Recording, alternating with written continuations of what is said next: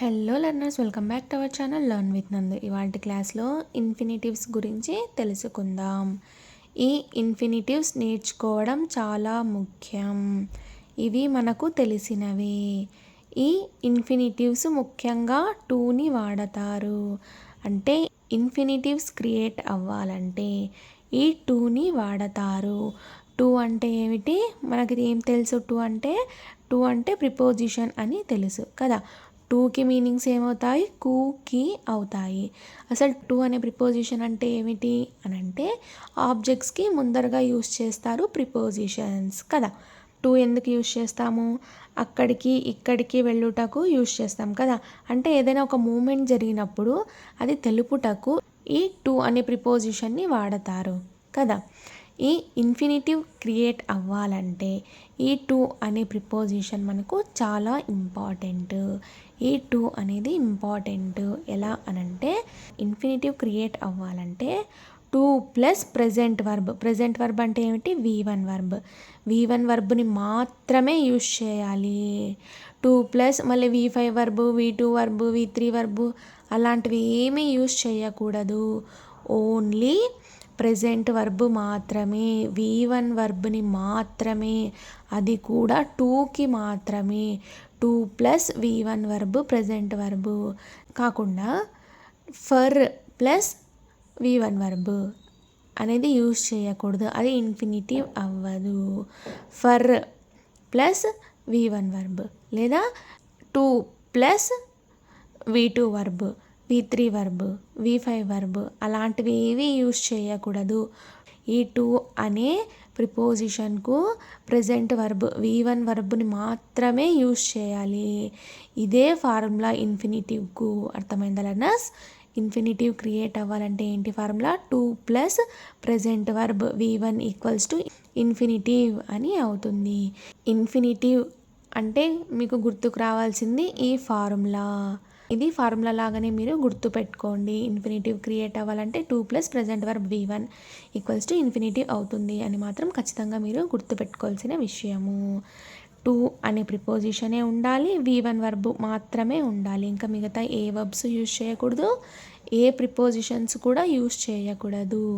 ఈ ఇన్ఫినిటివ్ దేనికి యూజ్ చేస్తారు అంటే ఏం చెప్పడానికి, ఏం తెలియచేయడానికి యూజ్ చేస్తారు అని అంటే కారణాలు తెలియచేయడానికి. అర్థమైందా లర్నర్స్? ఫర్ ఎగ్జాంపుల్ నేను ఇప్పుడు బయటకు వెళ్తున్నాను. ఎందుకు వెళ్తున్నాను అని అడిగినారనుకో క్వశ్చన్, ఏదో ఫ్రూట్స్ సమ్ వెజిటేబుల్స్ తీసుకొని రావడానికి లేదా ఫోన్ కొనుక్కోవడానికి ఏదో ఒక పని అయితే ఉంటుంది కదా. ఆ రీజన్, ఆ కారణం ఏంటో తెలియచేస్తాము బై యూజింగ్ ఈ ఇన్ఫినిటివ్. అర్థమైందా లర్నర్స్? కారణాలు తెలియచేయడానికి ఈ ఇన్ఫినిటివ్స్ను వాడతారు.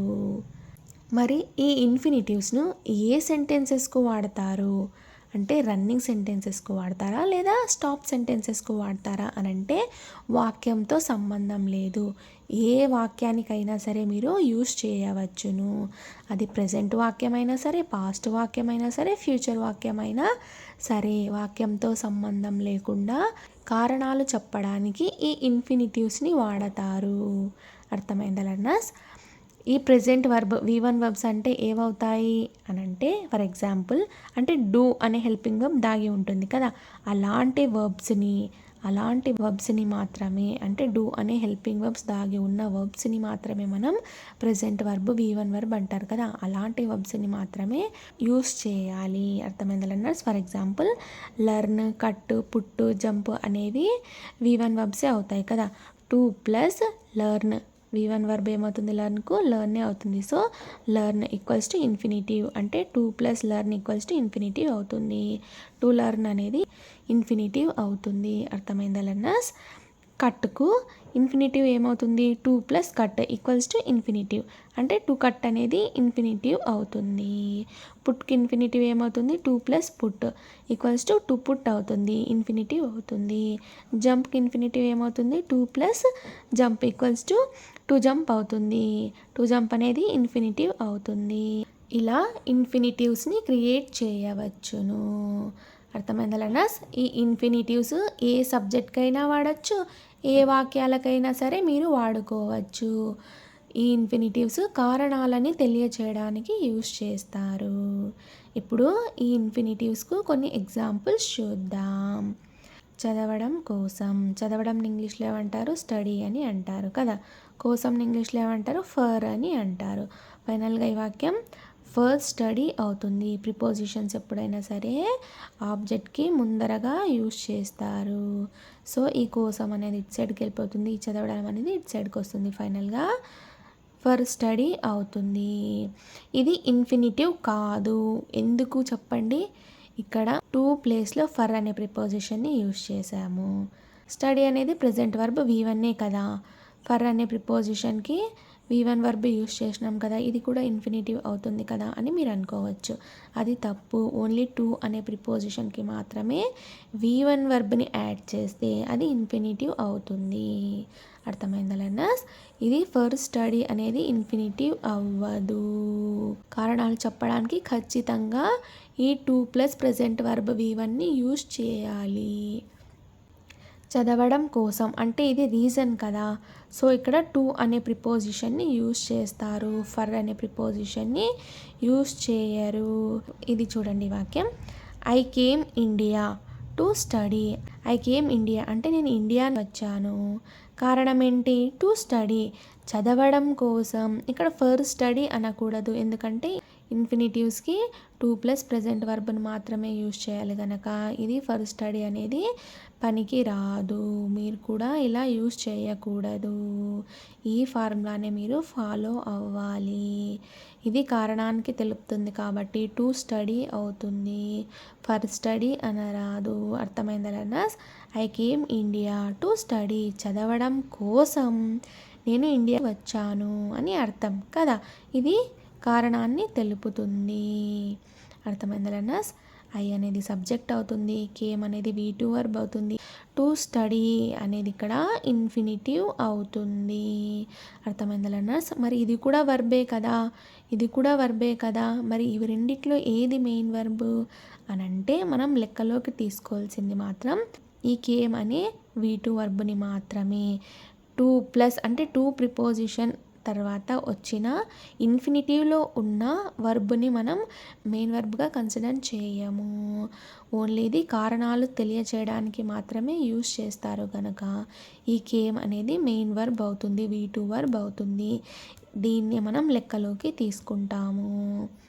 ఈ వర్బే మెయిన్ అవుతుంది, ఇది అవ్వదు. అర్థమైందా లెర్నర్స్?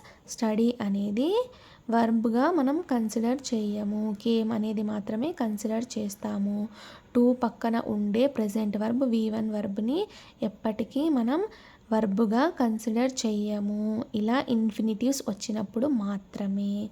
ఇన్ఫినిటివ్స్ వచ్చినప్పుడు కారణాలు తెలియజేస్తాం కాబట్టి మనం వర్బ్గా కన్సిడర్ చెయ్యము. రాయటానికి, రాయటాన్ని ఇంగ్లీష్లో ఏమంటారు? రైట్ అని అంటారు. కీ అనే దాన్ని ఇంగ్లీష్లో ఏమంటారు? టు అని అంటారు. ప్రిపోజిషన్ అంటే ఏమిటి? ఆబ్జెక్ట్కి ముందరగా యూస్ చేస్తారు కదా. సో ఇంగ్లీష్లో రాస్తే ఏమవుతుంది అని అంటే టు రైట్ అవుతుంది. టు అనేది ప్రిపోజిషన్ అవుతుంది, రైట్ అనేది ఇక్కడ V1 వర్బ్ ప్రెజెంట్ వర్బ్ అవుతుంది. ఈ రాయటానికి అనే వాక్యం మనం ఎగ్జాంపుల్గా తీసుకున్నట్టయితే he is going to right A letter అంటే అతను వెళ్తున్నాడు.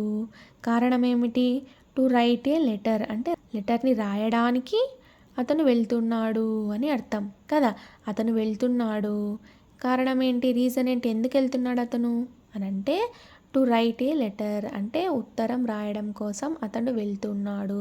సో ఇది కారణాన్ని చెప్తుంది కదా. సో ఇది ఇన్ఫినిటివ్ అవుతుంది.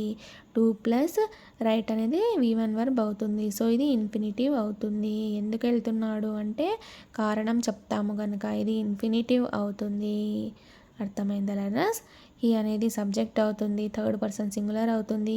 ఈజ్ అనేది హెల్పింగ్ వర్బ్ అవుతుంది, గోయింగ్ అనేది మెయిన్ వర్బ్ అవుతుంది. టు రైట్ ఏ లెటర్ అనేది ఇక్కడ ఆబ్జెక్ట్ అవుతుంది. టు రైట్ అనేది ఇన్ఫినిటివ్ అవుతుంది.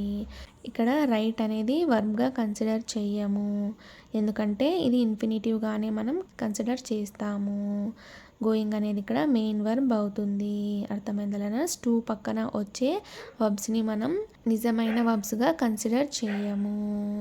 ఈ గోయింగ్ అనేది ఇక్కడ ఈ వాక్యంలో మెయిన్ వర్బ్ అవుతుంది.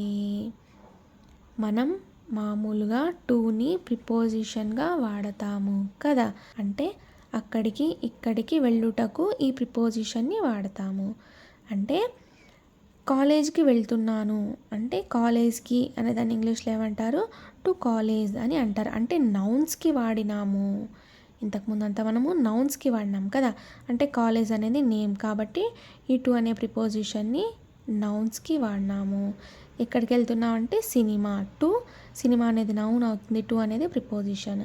అదే స్కూల్కి అనుకో టు స్కూల్, అదే మార్కెట్కి అనుకోండి టు మార్కెట్. అంటే నౌన్స్కి మాత్రమే ఈ టు అనే ప్రిపోజిషన్ని వాడినాము.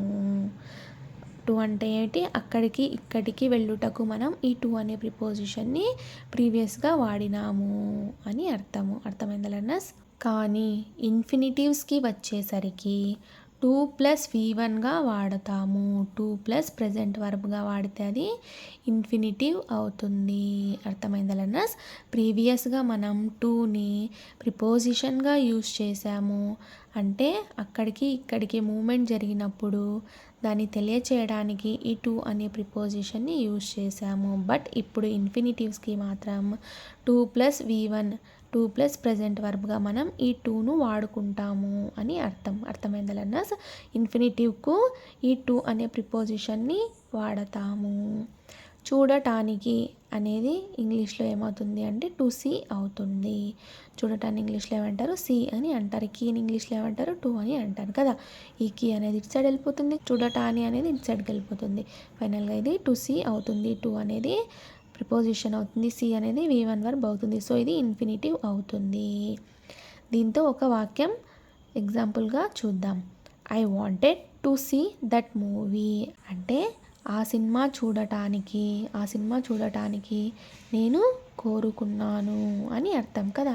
ఐ అనేది సబ్జెక్ట్ అవుతుంది, వాంటెడ్ అనేది V2 వర్బ్ అవుతుంది, టు సీ దట్ మూవీ అనేది ఆబ్జెక్ట్ అవుతుంది, టు సీ అనేది ఇక్కడ ఇన్ఫినిటివ్ అవుతుంది. ఇన్ఫినిటివ్ ఫార్ములాలోనే ఉంది కదా, ఇది 2+V1 వర్బ్. సో ఇది ఇన్ఫినిటివ్ ఫార్ములాలోనే ఉంది. సో ఇది ఇన్ఫినిటివ్ అవుతుంది. అర్థమైందా లెర్నర్స్? ఈ సి అనేది మనం V1 వర్బ్ అంటే మెయిన్ వర్బ్గా కన్సిడర్ చేయము.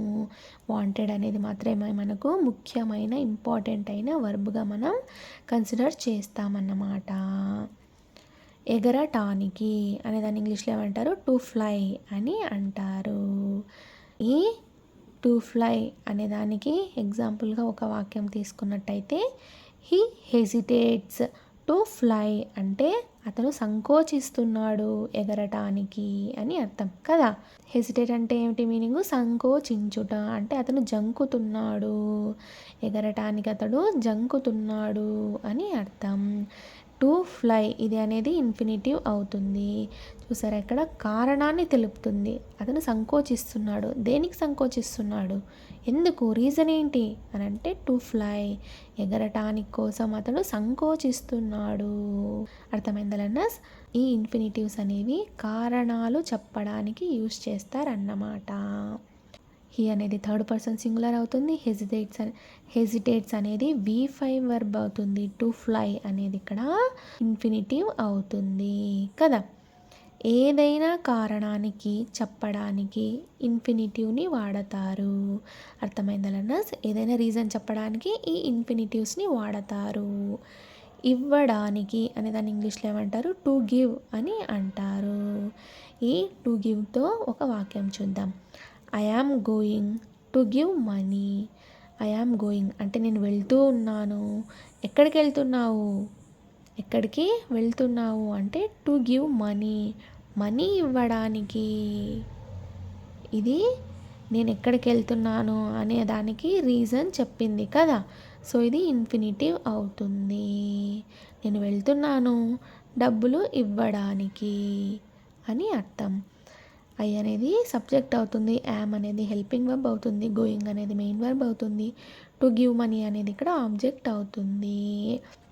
టు గివ్ అనేది ఇన్ఫినిటివ్ అవుతుంది. ఇది గివ్వే, ఇది గోయింగే, రెండు వర్బ్స్ ఉన్నాయి కదా అని మీకు డౌట్ రావచ్చు. కానీ మనం ఈ గోయింగ్ అనేదే కన్సిడర్ చేస్తాము మెయిన్ వర్బ్గా. ఈ గివ్ అనేది టు పక్కన ఉన్న గివ్ అనేది వర్బ్గా కన్సిడర్ చేయమన్నమాట. గుర్తుపెట్టుకోండి లెర్నర్స్. నేర్చుటకు అనేదాన్ని ఇంగ్లీష్లో ఏమంటారు? To learn. She is going to learn English అంటే ఇంగ్లీష్ని నేర్చుకోవడానికి ఆమె వెళ్తూ ఉంది అని అర్థం. షీ అనేది సబ్జెక్ట్ అవుతుంది, ఈజ్ అనేది హెల్పింగ్ వర్బ్ అవుతుంది, గోయింగ్ అనేది మెయిన్ వర్బ్ అవుతుంది, టు లెర్న్ అనేది ఇక్కడ ఇన్ఫినిటివ్ అవుతుంది, టు లెర్న్ ఇంగ్లీష్ అనేది ఇక్కడ ఆబ్జెక్ట్ అవుతుంది. ఆడుటకు అనేదాన్ని ఇంగ్లీష్లో ఏమంటారు? To play. దీంతో ఎగ్జాంపుల్గా ఒక వాక్యం చూద్దాం. చిల్డ్రన్ వెంట్ టు ప్లే అని అవుతుంది. ప్లేస్ కాదు ఇక్కడ, ప్లే. చిల్డ్రన్ పిల్లలు వెళ్ళారు. ఎక్కడికి వెళ్ళారు పిల్లలు? టు ప్లే ఆడుకోవటానికి పిల్లలు వెళ్ళారు అని అర్థం కదా. ఇక్కడ చిల్డ్రన్ ప్లూరల్ కదా, సో ఇక్కడ ప్లేస్ అని రాస్తాము అని అంటే కుదరదు, అది ఇన్ఫినిటివ్ అవ్వదు. ఇన్ఫినిటివ్ అంటేనే టు పక్కన ఓన్లీ V1 వర్బ్ మాత్రమే ఉండాలి. సో ఇక్కడ టు ప్లే అవుతుంది, టు ప్లేస్ అవ్వదు. అర్థమైందా లెర్నర్స్? కొనడానికి అనేదాన్ని ఇంగ్లీష్లో ఏమంటారు? To buy. They will go out to buy A phone. They will go out వాళ్ళు బయటికి వెళ్తారు. To buy A phone phone కొనడానికి. అర్థమైందా లెర్నర్స్? వాళ్ళు బయటికి వెళ్తారు ఫోన్ కొనడానికి అని అర్థం. అదే వెజిటేబుల్స్ అయితే they will go out to buy vegetables అని అవుతుంది. అమెరికాకి అనేదాన్ని ఇంగ్లీష్లో ఏమంటారు? To America. Mummy will go to America అంటే మమ్మీ అమెరికాకు వెళ్తుంది అని అర్థం కదా. ఇక్కడ రీజన్ చెప్పలేదు చూసారా, ఇక్కడంతా రీజన్ చెప్పాము, ఇక్కడ మాత్రం రీజన్ చెప్పలేదు అంటే ఇది ఇన్ఫినిటివ్ కాదు. Mummy will go to America, mummy అమెరికాకి వెళ్తుంది అంతే. ఎందుకు వెళ్తుంది, దేనికి వెళ్తుంది, దానికి ఆన్సర్ అయితే లేదు, సో ఇది ఇన్ఫినిటివ్ అవ్వదు. ఇన్ఫినిటివ్ అంటేనే ఓన్లీ టు ప్లస్ V1 వర్బ్గా ఉంటే మాత్రమే అది ఇన్ఫినిటివ్ అవుతుంది. సో ఇది ఇన్ఫినిటివ్ అవ్వదు, ఎందుకంటే అమెరికా అనేది నౌన్ కదా, ఈ టు అనేది ప్రిపోజిషన్ అవుతుంది. టు ప్లస్ నౌన్ అనేది ఇన్ఫినిటివ్ అవ్వదు. ఎప్పటికైనా సరే టు ప్లస్ V1 వర్బ్ అయితే మాత్రమే అది ఇన్ఫినిటివ్ అవుతుంది.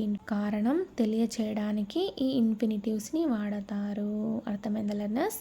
పట్టుకొనుటకు అనేదాన్ని ఇంగ్లీష్లో ఏమంటారు? To catch. పట్టుకొనుట కోసం ఇంగ్లీష్లో ఏమంటారు? ఫర్ క్యాచ్ అని అంటారు. టు క్యాచ్తో ఒక వాక్యం ఎగ్జాంపుల్గా చూద్దాం. My father goes to catch fishes అంటే మా ఫాదర్ వెళ్తాడు టు క్యాచ్ ఫిషెస్, ఫిషెస్ని పట్టుకోవడానికి మా ఫాదరు వెళ్తాడు అని అర్థం. ఇది ఇన్ఫినిటివ్ అవుతుంది కదా. టు ప్లస్ క్యాచ్ అనేది V1 వర్బ్ ప్రెజెంట్ వర్బ్ అవుతుంది, సో ఇది ఇన్ఫినిటివ్ అవుతుంది. మా నాన్న వెళ్తాడు, ఎందుకు వెళ్తాడు? ఫిషెస్ని పట్టుకోవడానికి, ఇది కారణాన్ని తెలుపుతుంది, సో ఇది ఇన్ఫినిటివ్ అవుతుంది. ఇక్కడ టూనే ఎందుకు వాడాలి, ఫర్ వాడొచ్చు కదా అని మీకు డౌట్ రావచ్చు. ఒకసారి ఆ వాక్యం కూడా చూద్దాం. My father goes for catch fishes అంటే ఏమైనా అర్థవంతంగా ఉందా? మా నాన్న వెళ్తున్నాడు ఫిషెస్ కోసం అంటే ఎలా ఉంటుంది? ఫిషెస్ పట్టుకోవడం కోసం అంటే ఎలా ఉంటుంది? టు క్యాచ్ ఫిషెస్ అనేది కరెక్ట్ అవుతుంది. ఫర్ ఫిషెస్ అనేది కరెక్ట్ వాక్యం అవుతుంది. ఫర్ క్యాచ్ ఫిషెస్ అనేది రాంగ్ అవుతుంది. ఎప్పుడైనా సరే ఫర్ పక్కన నౌన్స్ని యూజ్ చేయాలి. ఫర్ ఫిషెస్ అనండి, అది కరెక్ట్ అవుతుంది. ఫర్ క్యాచ్ ఫిషెస్ అని అనవద్దు. అర్థమైందా లెర్నర్స్? టు పక్కన V1 వర్బ్ అయితేనే అది ఇన్ఫినిటివ్ అవుతుంది. సో ఇలా మీరు యూజ్ చేయకండి, ఫర్ అనే ప్రిపోజిషన్ యూజ్ చేయకండి. ఫర్ ఫిషెస్ అనండి, ఫర్ పక్కన నౌన్స్ వాడండి, అంతేకాని ఫర్ పక్కన వర్బ్స్ని వాడకండి. బ్యాగ్ కోసం ఫర్ బ్యాగ్, బ్యాగ్ అనేది నౌన్ అవుతుంది కదా, ఇలా మీరు యూజ్ చేయవచ్చును. ఫర్ బ్యాగ్, బ్యాగ్ కోసం. బ్యాగ్ కొనడం కోసం అంటే బ్యాగ్ కొనడం అంటే రీజన్ కదా, అది అంటే ఇన్ఫినిటివ్ని యూజ్ చేయాలన్నమాట. కొనడం ఇంగ్లీష్లో ఏమంటారు? బై అని అంటారు. టు బై ఏ దేనికోసం? Bag. A bag, to buy A bag. ఇది కరెక్ట్. ఇక్కడ తేడాను గమనించాలి. అంటే ఫర్కి నౌన్ యూస్ చేస్తారు, ఫర్ పక్కన నౌన్ యూస్ చేస్తారు, టు పక్కన V1 వర్బ్ని మాత్రమే యూస్ చేయాలి. అర్థమైందా లెర్నర్స్? బ్యాగ్ కోసం అనేదానికి, బ్యాగ్ కొనడం కోసం అనేదానికి డిఫరెన్స్ ఏంటో మీకు అర్థమై ఉంటుందని అనుకుంటున్నాను. ఫర్ పక్కన నౌన్ని వాడండి, ఈ టు పక్కన V1 వర్బ్ని వాడండి. చూడటానికి అనేదాన్ని ఇంగ్లీష్లో ఏమంటారు? To watch. I am going to watch film అంటే నేను వెళ్తున్నాను సినిమా చూడటానికి అని అర్థం కదా. ఐ అనేది సబ్జెక్ట్ అవుతుంది, యామ్ అనేది హెల్పింగ్ వెబ్ అవుతుంది, గోయింగ్ అనేది మెయిన్ వెబ్ అవుతుంది, టు వాచ్ ఫిల్మ్ అనేది ఇక్కడ ఆబ్జెక్ట్ అవుతుంది, టు వాచ్ అనేది ఇక్కడ ఇన్ఫినిటివ్ అవుతుంది. చూసారా ఇక్కడ ఈ వాక్యానికి ఈ రీజన్ ఏంటో చెప్పింది. నేను వెళ్తున్నాను, ఎక్కడికి వెళ్తున్నాను? సినిమా చూడటానికి. అర్థమైందా లెర్నర్స్? ఇలా కారణాలు చెప్పడానికి ఈ ఇన్ఫినిటివ్స్ని వాడతారు. ఇక్కడ టూకి బదులుగా ఫర్ తీసుకుందాం. ఫర్ తీసుకుందాం. I am going for film. నేను వెళ్తున్నాను సినిమా కోసం. అంతే. ఇక్కడ రీజన్ అయితే ఏమీ చెప్పలేదు. నేను వెళ్తున్నాను సినిమా కోసం అంటే ఇక్కడ ఏదైనా ఈ వాక్యానికి ఎంత డిఫరెన్స్ ఉందో మీరే చూడండి. నేను వెళ్తున్నాను సినిమా కోసం అని అవుతుంది ఈ వాక్యంకి. ఈ వాక్యంకి ఏమవుతుంది? నేను వెళ్తున్నాను సినిమా చూడడం కోసం నేను వెళ్తున్నాను. రీజన్ అయితే వచ్చింది కదా. సో ఇది కరెక్ట్ వాక్యం అవుతుంది. అర్థమైందా లెర్నర్స్? వండటానికి అనేదాన్ని ఇంగ్లీష్లో ఏమంటారు? To cook. Mummy likes to cook అంటే వండటం మమ్మీకి ఇష్టము అని అర్థము కదా. మమ్మీ అనేది సబ్జెక్ట్ అవుతుంది, లైక్స్ అనేది ఇక్కడ V5 వర్బ్ అవుతుంది, టు కుక్ అనేది ఇక్కడ ఇన్ఫినిటివ్ అవుతుంది. అంతేకాని మమ్మీ లైక్స్ కుక్ అని అనవద్దు. పక్కనే వర్బ్స్ రాకూడదు. పక్కన వర్బ్స్ రాకూడదు, గుర్తుపెట్టుకోండి. మమ్మీ లైక్స్ టు కుక్ అనేది కరెక్ట్ వాక్యం అవుతుంది. మమ్మీ లైక్స్ కుక్ అనేది తప్పు వాక్యం అవుతుంది, రాంగ్ వాక్యం అవుతుంది. ఇలా యూజ్ చేయకూడదు. అర్థమైందా లెర్నర్స్? ఇన్ఫినిటివ్ అంటేనే టు కంపల్సరిగా ఉండాలి, పక్కన కంపల్సరిగా V1 వర్బ్ మాత్రమే ఉండాలి. ఇలా పక్కన వర్బ్స్ యూజ్ చేయకూడదు. తినటానికి అనేదాన్ని ఇంగ్లీష్లో ఏమంటారు? To eat. దీనికి ఒక వాక్యం ఎగ్జాంపుల్గా చూద్దాం. Suresh likes to eat. సురేష్కి తినడం అంటే ఇష్టం అని అర్థం. వాక్యం ఇలా యూజ్ చేయాలి. అంతేకాని సురేష్ లైక్స్ ఈట్ అని అనవద్దు. లైక్స్ అనేది V5 వర్బ్ అవుతుంది, ఈట్ అనేది V1 వర్బ్ అవుతుంది కదా. ఇలా వర్బ్స్ పక్కన రారాదు. అర్థమైందా లెర్నర్స్? ఇలా పక్కన వర్బ్స్ని యూజ్ చేయకూడదు. అది ఏ వర్బ్ అయినా సరే పక్కన మాత్రం యూజ్ చేయకూడదు. మధ్యలో ఇలా టు అనే ప్రిపోజిషన్ ఉండాలి. ఈ టు ఈట్ అనేది ఇన్ఫినిటివ్ అవుతుంది, కారణం చెప్తుంది కనుక. ఖచ్చితంగా ఇన్ఫినిటివ్ అంటేనే to plus present verb V1 verb అంతే. పక్కన వర్బ్స్ యూజ్ చేయరాదు. సంపాదించుటకు అనేదాన్ని ఇంగ్లీష్లో ఏమంటారు? To earn. He works to earn money. అతను పని చేస్తాడు టు ఎర్న్ మనీ. డబ్బులు సంపాదించడానికి అతను పని చేస్తాడు అని అర్థం. హీ అనేది సబ్జెక్ట్ అవుతుంది, వర్క్స్ అనేది V5 వర్బ్ అవుతుంది, టు ఎర్న్ మనీ అనేది ఇక్కడ ఆబ్జెక్ట్ అవుతుంది, టు ఎర్న్ అనేది ఇక్కడ ఇన్ఫినిటివ్ అవుతుంది. తీసుకువచ్చుట అనేదాన్ని ఇంగ్లీష్లో ఏమంటారు? టు బ్రింగ్ అని అంటారు. I will go to bring chocolates. నేను వెళ్తాను, ఐ విల్ గో, నేను వెళ్తాను, టు బ్రింగ్ తీసుకొని రావడానికి. ఏం తీసుకొని రావడానికి? చాక్లెట్స్ తీసుకొని రావడానికి నేను వెళ్తాను అని అర్థం. ఐ అనేది సబ్జెక్ట్ అవుతుంది, విల్ గో అనేది ఇక్కడ ఫ్యూచర్ వర్బ్ అవుతుంది, టు బ్రింగ్ అనేది ఇక్కడ ఇన్ఫినిటివ్ అవుతుంది, చాక్లెట్స్ అనేది ఇక్కడ ఆబ్జెక్ట్ అవుతుంది. అర్థమైందా లెర్నర్స్? ఇక్కడ విల్ గో అనేది వర్బ్ అవుతుంది, టు బ్రింగ్ అనేది ఇక్కడ ఇన్ఫినిటివ్ అవుతుంది. బ్రింగ్ అనేది ఇక్కడ వర్బ్గా కన్సిడర్ చేయము, ఓన్లీ విల్ గో అనేది మాత్రమే కన్సిడర్ చేస్తాము. ఇది ఇన్ఫినిటివ్ అవుతుంది. ఎప్పుడైనా సరే టు పక్కన ఉండే వర్బ్స్ ఉన్నాయి చూడండి, వాటిని మనం కన్సిడర్ చేయము. ఇది ఎంతసేపు ఉన్నా ఇన్ఫినిటివ్ కిందకే వస్తుంది, ఇన్ఫినిటివ్గానే మనం కన్సిడర్ చేస్తాము. చేయుటకు అనే దాన్ని ఇంగ్లీష్లో ఏమంటారు? To do. I want to do a job. నా కోరిక to do a job. Job చేయడం నా కోరిక అని అర్థం కదా.